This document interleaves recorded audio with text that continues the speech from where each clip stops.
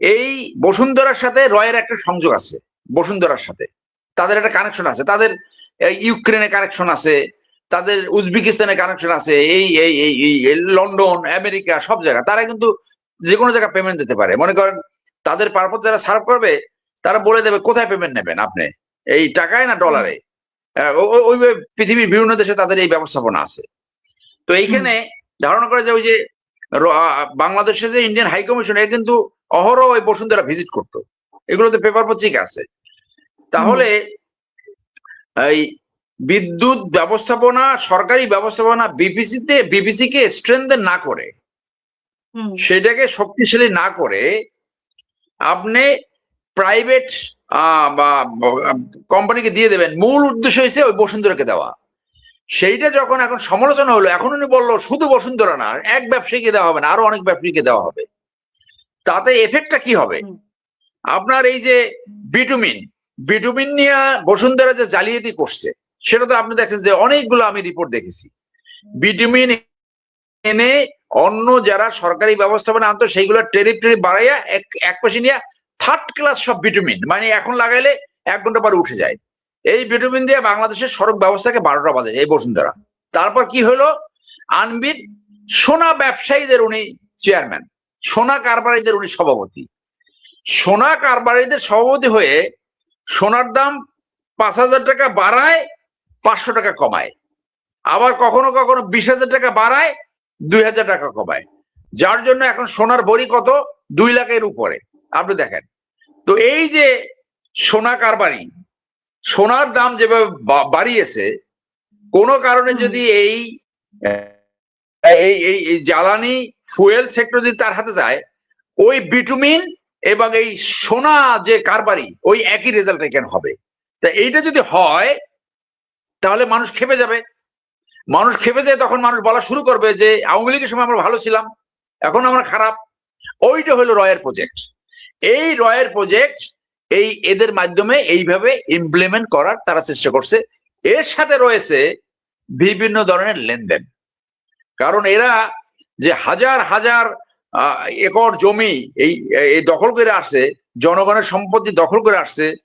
আজকে আমি একটা ডকুমেন্ট পেলাম যে সেখানে দেখা গেল বসুন্ধরার ভিতরে 500 বাড়ি করেছে, যার একটারও রাজুকের অনুমতি নাই।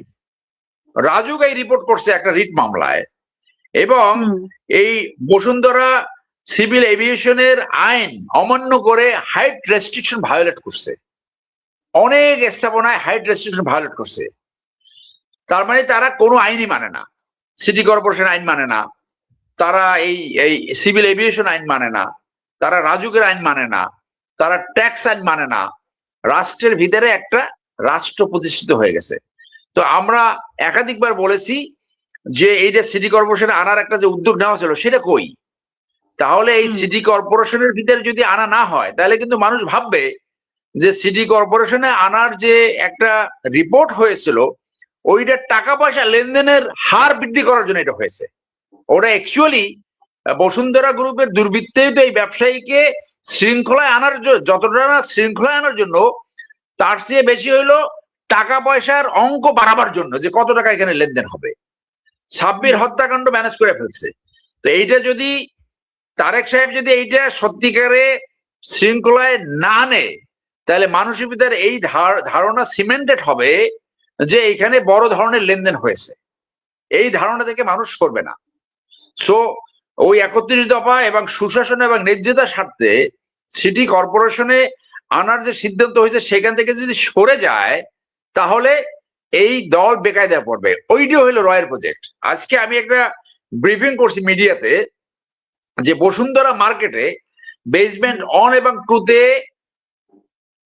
43,000 ফিট পার্কিং প্লেস আপনার নষ্ট করে সেইখানে মোবাইল মার্কেট বানিয়েছে। আমার কাছে 20 জন ব্যবসায়ী আসলে, আমি তাদের পক্ষে রাজুকে একটা আবেদন করেছিলাম।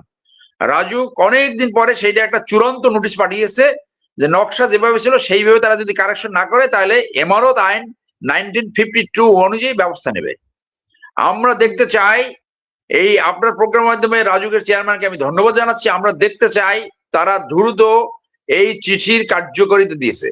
যদি এখানে ম্যানেজ হয়ে যায় তাহলে কিন্তু আবার ওই কোশ্চেন আসবে যে এখানে টাকা পয়সা লেনদেন হয়েছে। তো আপনি তাদেরকে রাষ্ট্রের কোনো আইন মানাতে পারছেন না, আপনি এই এই বসুন্ধরা আরেকটা রাষ্ট্র, মানে ওদের রাষ্ট্র এইটাকে আপনি কোনোভাবে নিয়ন্ত্রণ আনতে পারছেন না, তাহলে আপনি কিভাবে রাষ্ট্র চালাবেন? আপনি কিভাবে সুশাসন ন্যায় বিচার আনবেন? মানুষ তো এই কোশ্চেন সবসময় করবে। তো এই জন্য ইন্ডিয়া যাক বা না যাক, কখন যাবে, এইটা বিএনপিকে সবসময় স্মরণ রাখতে হবে যে প্রেসিডেন্ট জিয়া যে ফরেন পলিসি ফলো করেছে, সেই ফরেন পলিসি যেন তারা ফেরত আসে, কোনোভাবে বাংলাদেশের স্বার্থ বিপন্ন করে রয়ের এজেন্টের প্ল্যান যদি তারা এইখানে যদি নস্যাৎ করতে না পারে, তাহলে নিজেদেরই কিন্তু চরম বিপদের সম্মুখীন হবে। সেই কথাটা মনে রাখতে পারবে কিনা, বুঝবে কিনা, সেটা করতে পারবে কিনা। Bangladesh must follow A sovereign independent foreign policy considering the people's interest and interest of the nation. That is the bottom line of the foreign policy. তো সেইটা যদি ব্যত্যয় ঘটে, সেটার দায়ভার সম্পূর্ণভাবে বিএনপির ঘাড়ে আসবে এবং বিএনপির এই কনসিকুয়েন্স কিন্তু ফেস করতে হবে। ধন্যবাদ।